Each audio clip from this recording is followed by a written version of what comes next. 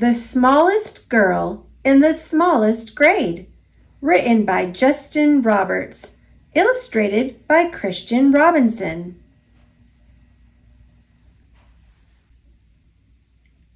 Hardly anyone noticed young Sally McCabe. She was the smallest girl in the smallest grade.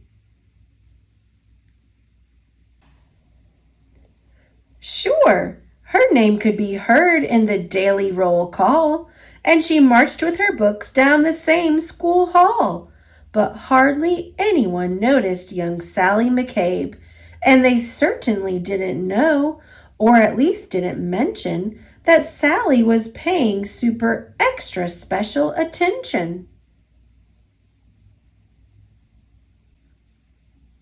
To the abandoned kite with the tangled string, to the 27 keys on the janitor's ring, to the leaves as they turned green to gold and fall, to the time Tommy Torino was tripped in the hall. She watched as the wildflowers tipped toward the light and heard the howl of a hound dog late one night. She was there when the stray cats, who normally fought, conducted a meeting in the church parking lot. She saw Kevin McEwen get pushed off a slide and the oncoming tears that he wanted to hide. And she'll never forget that parent-teacher day when Billy's much larger father suddenly dragged him away. But through all the mean words and all the cold stares, no one even noticed that Sally was there, and they certainly didn't know, or at least didn't mention, that Sally was paying super extra special attention. She'd seen how a whisper could make someone cower, like a bulldozer crushing through fields of wild flowers. And it kept piling up, this discarded debris, those beautiful kites tangled in trees. So, on February 3rd at 11:29, Sally stepped straight out of the lunchroom line. She said, "I'm tired of seeing this terrible stuff. Stop hurting each other. This is enough." Now, a few laughed out loud or didn't care that there was some girl with her hand in the air.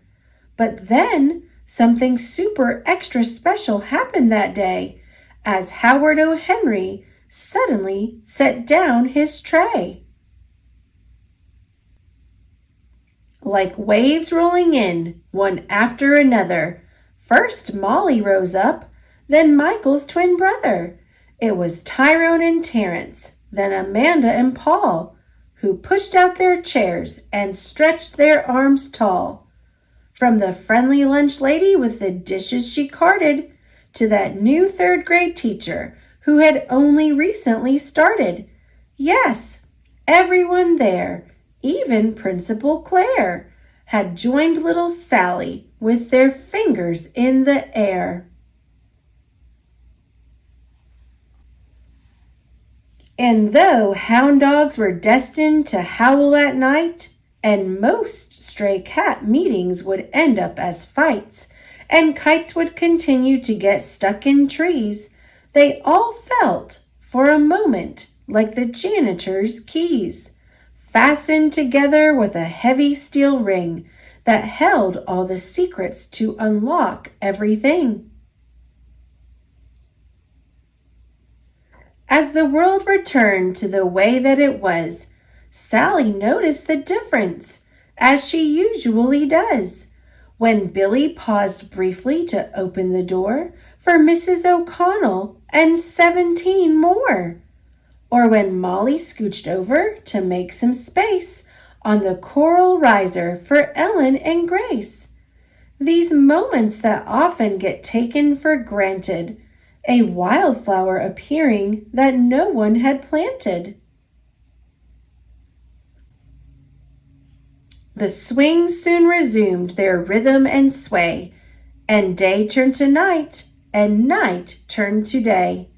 People remembered and would quite often mention that Sally had been paying super extra special attention, and how the world could transform and a change could be made by the smallest girl in the smallest grade.